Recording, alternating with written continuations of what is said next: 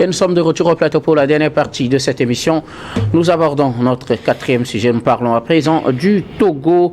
Les premières élections sénatoriales auront lieu le 2 février 2025. Une annonce faite par le gouvernement à travers un communiqué en date de ce 4 novembre. À date de ce 3 décembre. Pourquoi j'ai dit 4 novembre? À date de ce 3 décembre, les Togolais auront bientôt des sénateurs, conformément à la Constitution. Ces élections sénatoriales auront lieu le 2 février 2025, selon le communiqué. Des décrets ont été pris par le chef de l'État, parmi lesquels les décrets donc sur la convocation du corps électoral et ces élections sénatoriales. On va donner quelques éléments clés sur ces élections sénatoriales et puis vous laisser la parole pour vos commentaires. Il faut retenir donc que ces élections auront lieu. L'élection est fixée au dimanche 2 février 2025. Le corps électoral est convoqué le dimanche donc 2 février 2025 pour l'élection des sénateurs. Le corps électoral pour les élections sénatoriales se compose de l'ensemble des conseillers régionaux de la circonscription électorale et des conseillers municipaux de toutes les communes de la circonscription électorale. Les bureaux de vote sont ouverts de 7h à 00 minutes à 16h00 dans toutes les préfectures et sur toute l'étendue du territoire national.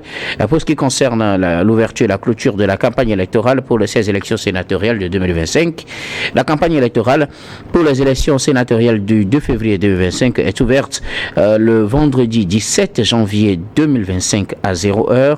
Elle prend fin le vendredi 31 janvier 2025 à 23h59 minutes. Pour parler du cautionnement également, il faut dire que le cautionnement est établi à 300 000 francs CFA, mais comme on l'a vu pour les dernières élections, conformément à l'article 176 du Code électoral, ce montant est réduit de moitié pour les candidats de sexe féminin aux élections sénatoriales. Donc, nous en parlons avec nos invités. Je pense qu'on a assez d'informations pour faire nos analyses. Je commence par vous, Michel Tchadja.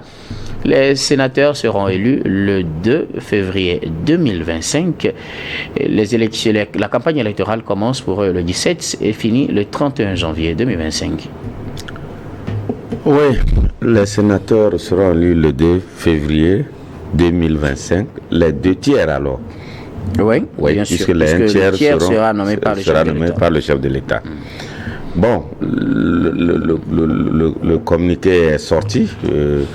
Le communiqué du gouvernement est sorti. Je pense que c'est à titre informatif. Sinon, la population en général n'est pas concernée par ces élections. C'est peut-être la CENI, la commission électorale, les partis politiques concernés par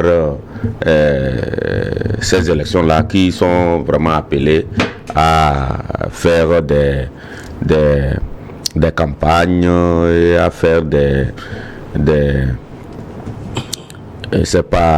à s'organiser, j'allais dire, pour que ces élections-là se déroulent dans de très bonnes conditions. Sinon, nous, la population en général, on a déjà fait notre part en 2019 en élisant les élus locaux et en 2024 en élisant les conseils régionaux. Il revient à eux, considérés comme des grands électeurs, d'aller élire les 2 tiers des sénateurs. Mais je constate tout simplement que, c'est le repositionnement des gens. Les gens profitent pour améliorer leurs conditions de vie. Mais en entendant... Améliorer leurs conditions de vie? Oui, mais quand quelqu'un est sénateur, ce n'est pas un zémidia. Il n'est pas un zémidia, c'est pas un pompiste quelque part. Non, un sénateur. Oui, c'est pour améliorer ses conditions. C'est comme ça. Moi, je le dis sans état d'âme. C'est comme ça, moi, je considère ça. Mais en entendant, nous, la population, on est là. Nos difficultés sont toujours là. Nous ruminons nos difficultés. C'est de faire en sorte que nos conditions soient au moins améliorées. Sinon, les gens voient ces élections de très loin. En tout cas, quand vous écoutez dans l'opinion, certains même se demandent à quoi servent ces élections-là. Parce que les sénateurs, ils vont faire quoi? Les gens se posent ces questions. Mais c'est pour permettre l'installation des institutions de la Cinquième République, c'est un passage obligé.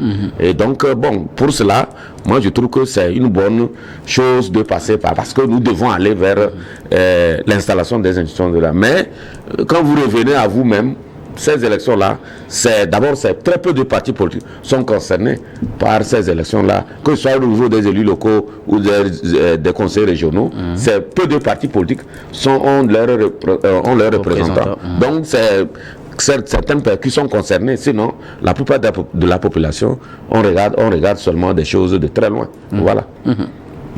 Robert Kossigui-Anqueté, les élections sénatoriales au Togo auront lieu le 2 février 2025. Ce sera une première dans l'histoire du Togo. C'est vrai, mais quel serait l'impact du Sénat? L'impact sur le plan social, économique, quel serait son impact sur le panier du ménagère, le Sénat? C'est moi-même qui me questionne ainsi. C'est le même questionnement pour les Togolais lambda. Parce qu'aujourd'hui, nous sommes dans des difficultés financières, y compris l'État. L'État a des difficultés pour améliorer le panier du ménagère, donner le premier soin gratuit aux Togolais lambda. Et donc, est-ce que le Sénat, les coûts du Sénat greffés au train de vie de l'État, tout ça là, est-ce que ça ne va pas trop peser sur l'État? Est-ce que l'État aura les moyens nécessaires pour alors gérer les émoluments des sénateurs, le siège du Sénat et tout? Est-ce que tout ça là ne va pas faire dépenser trop l'État? Est-ce que cela ne va pas pousser l'OTR à donner plus de pression fiscale aux entrepreneurs togolais qui déjà dans le match, dans le match des appels d'offres perdent beaucoup au profit des étrangers, parce que nul n'est sans savoir aujourd'hui que l'OTR est obligé de faire de la pression fiscale sur les entrepreneurs togolais pour pouvoir trouver de l'argent à mettre à la disposition de l'État pour que le budget soit fonctionnel et tout. Donc moi j'ai dit, est-ce que l'État aura les moyens nécessaires pour gérer alors tous les coûts du Sénat, et que voilà, le panier du ménagère peut s'en sortir gagnant? Est-ce que nos plateaux techniques de santé auront les moyens nécessaires pour subvenir aux besoins sanitaires des Togolais et tout? Maintenant, je ne suis pas dans le secret des dieux de ceux qui ont écrit la constitution, la nouvelle constitution qui nous a permis d'être en 5e République. Peut-être que le Sénat alors va amener un plus pour le vécu des Togolais. Et de ce que vous savez des pays ayant ce Parlement bicaméral avec un Sénat et une Assemblée nationale, est-ce que vous pensez que le Sénat pourra apporter quelque chose? C'est dans les pays occidentaux qui ont déjà tout, ils ont déjà tout. Vous savez, nos problèmes, notre problème en Afrique, ce n'est pas les lois qui manquent, mais c'est l'application de ces lois sans état d'âme. Aujourd'hui, si vous prenez tous les pays africains, appliquer la loi aux gens dans un pays se fait peut-être par deux faces. On applique la loi facilement à une catégorie de personnes dans la société, et d'autres non. Vous savez, c'est aussi ça là, le problème. Est-ce que Sénat en Afrique, je ne pense pas que c'est peut-être dans les pays anglophones, on entend parler de Sénat comme au Kenya et autres. Mais peut-être qu'ils ont peut-être une économie plus diversifiée qui amène de l'argent au pays pour supporter les sénateurs et tout ce que ça nécessite comme dépenses pour le Sénat. Donc moi j'ai dit, si cela peut amener un plus à l'économie togolaise, pour que sur le plan social, le Togo puisse avoir un ouf de soulagement, pas de problème. Mais si le Sénat va venir aggraver les dépenses de l'État, déjà, c'est pour là, il faudrait que les premières autorités de ce pays voient s'ils peuvent différer son installation, le temps que nous ayons plus de moyens pour subvenir aux besoins des Togolais. C'est ça, ma proposition. Michel Tchadja le disait tout à l'heure, c'est finalement un passage obligé pour la 5e République. Justement. Mais ce sera une première fois pour l'histoire, dans l'histoire du Togo, que les Togolais élisent des sénateurs. Malheureusement, ce ne sera pas tous les Togolais qui vont le faire. Non, ce n'est pas tous les Togolais. C'est pourquoi je dis on a déjà élu des grands électeurs. Donc, c'est sur eux que repose maintenant cette charge d'aller choisir les sénateurs là. En tant que Togolais, quelle sensation ça fait de savoir que votre pays va élire des sénateurs? Je n'ai pas de sensation. Je n'ai pas de sensation. Parce que je me dis, oui, ça ne me fait ni chaud ni froid. Je me dis seulement, nous devons aller vers la 5e République. Et pour cela, c'est un passage obligé. Et on doit aussi goûter à cette expérience, quitte peut-être à ceux qui nous gouvernent de voir demain que ce n'est pas bien, que ça crée des problèmes de finances, et pour laisser ça. Il faut au moins, une fois au moins, il faut qu'on aille, qu'on voit à peu près comment ça fonctionne. Et si après, on voit que ça peut créer, qui sait, peut-être on est en train de découvrir des richesses par ici, par là. Peut-être que nous allons découvrir peut-être certaines richesses dans les années à venir. Ça peut ne pas gêner dans l'avenir à supporter les frais du Sénat. Sinon, si c'est dans les conditions que nous voyons actuellement, les gens, quand vous interrogez les gens, mais ils grincent les dents. Est-ce que donc, dans tous les cas, allons-y et on va faire l'expérience. Si on voit qu'un jour, on ne peut pas tenir, bon, on aura quand même installé la 5e République. C'est ça qui est très important. Puisque nous sommes déjà engagés, nous devons aller jusqu'au bout. Voilà. Alors, on dit que le Togo va élire des sénateurs. Quel est le rôle d'un sénateur? Qu'est-ce qu'ils vont faire? Puisqu'on a déjà une Assemblée nationale, on est habitué quand même à voir les députés, on sait ce qu'ils font. Les sénateurs, ils font quoi? Mais je pense qu'il y avait un moment donné dans ce pays où il y avait des informations qui filtraient sous forme de formation civile. Qu'est-ce que les conseils régionaux, le rôle d'un conseil régional, comment ils se réunissent. Peut-être qu'après on nous dira. Je ne peux pas tout de suite me dire que le sénateur fera ceci, non, puisque aucun Togolais n'a encore fait cette expérience. Nous allons voir, peut-être que le gouvernement aura peut-être une fenêtre, ou va ouvrir peut-être une fenêtre de formation à l'endroit des populations pour savoir concrètement le rôle d'un sénateur, puisqu'on est toujours habitué au rôle des députés. On ne sait pas qu'est-ce que le sénateur, quel est son rôle concrètement. On va le découvrir certainement avec leur élection. Voilà. Robert Kossigan, écoutez, selon vous, que vont faire les sénateurs? Puisque c'est la première fois que les Togolais vont connaître ce dispositif-là au niveau de l'administration, ou du moins au niveau du pouvoir législatif. On connaissait au moins les députés, on sait qu'ils sont à l'Assemblée, ils font ci, ils font ça. Les sénateurs, ils vont faire quoi? C'est à l'épreuve du Sénat. On va constater tous le rôle des sénateurs. Est-ce qu'ils vont légiférer sur les lois de la République? Est-ce qu'ils seront... Même avant qu'ils ne rentrent en fonction, après leur élection, il faut qu'on sensibilise, qu'on informe, qu'on forme la population par rapport à leur rôle. Là où se trouvent mes inquiétudes, nous avons déjà des communes qui manquent de moyens. Comme l'a dit M. L'inquiétude, c'est plutôt au niveau des moyens, pas le rôle. Non, des moyens. Comme l'a dit M. Michel Tchadja, peut-être, si cela peut permettre à ce que la 5e République puisse installer alors toutes ces institutions, d'accord, allons-y. Mais si après, si son rendement ou sur le point rendement, ça ne donne pas assez de choses, je pense quand même que les autorités, les premières autorités de ce pays seront avisées. Voilà. Parce qu'il ne suffirait pas d'avoir des institutions budgétivores qui n'apportent pas réellement un plus au développement du pays, non. Michel Tchadja, quel apport pour la classe politique, vu que vous aviez dit tout à l'heure que ce n'est pas tous les partis politiques qui pourront se présenter. Comment déjà envisagez-vous cette campagne électorale pour les sénatoriales? Bon, vous êtes journaliste, comment vous Comme on le dit, c'est la première fois. On ne sait pas comment la campagne va s'ouvrir. On va voir comment ça va se faire, puisque moi je n'ai jamais assisté, comme bon nombre de Togolais, à une situation pareille. Donc c'est une expérience nouvelle pour nous tous. Nous allons voir quand la campagne va s'ouvrir, comment ça va se passer. Et puisque les candidats ou les partis politiques ne s'adresseront qu'aux conseillers régionaux et aux élus locaux, aux électeurs qui sont connus déjà. Qui sont connus. Comme on peut même aller dans leur maison les parler, puisque leur nombre c'est combien. Et voilà, on peut aller les parler chez eux, la nuit, ou je ne sais pas. Donc, c'est pas.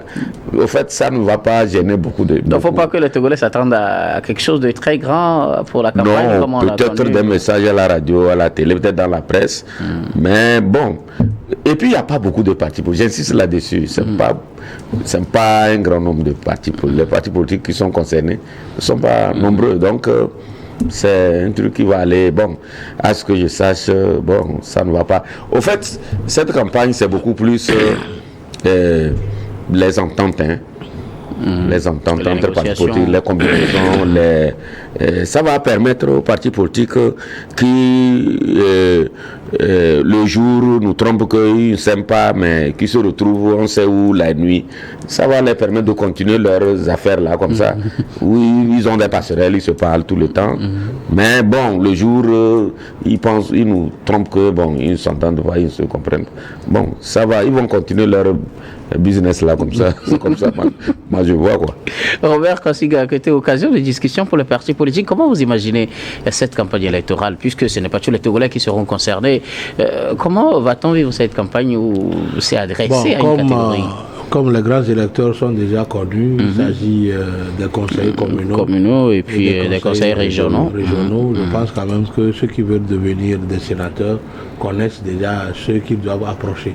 Et donc c'est à eux de définir. Et c'est les partis politiques qui organisent ça d'abord en amont. Sinon le parti qui vont définir leur plan, c'est le parti qui sait que je veux que telle personne aille siéger au Sénat. Ce n'est pas un conseiller régional qui va se lever comme ça, il dit bon, je vais aller battre campagne. C'est les partis, je pense. Et donc, le parti ayant déjà des conseillers communaux comme des conseillers régionaux. Je pense que la stratégie de campagne va se faire au niveau des états-majors des partis politiques. Voilà. C'est ça. Et qui vont donner des consignes. Et donc nous autres, on sera là vous observer. Non, déposer les candidatures et nous allons faire votre lobbying de se peut-être unir pour que voilà, on vous soutienne. Malheureusement, j'ai pas ces ambitions politiques. Attention, on n'est pas encore en campagne, Robert Kosiga. Devenez sénateur, le Nord docteur Ho, sénateur du Togo. Il n'a jamais été élu. Voilà, je ne suis pas sur la liste, c'est ça le problème. Donc, c'est lui qui veut devenir. Il faut d'abord être sur le fichier électoral des candidats. Il faut déjà être élu, soit conseil régional ou bien conseil municipal ou conseil régional. Donc c'est pourquoi je dis tous sont déjà connus. Ils sont déjà connus, ils sont déjà connus. Comme vous faites une bonne prestation à Niwa TV, je pense quand même que. Je serai le conseiller régional de la circonscription électorale de la circonscription électorale de Niwa.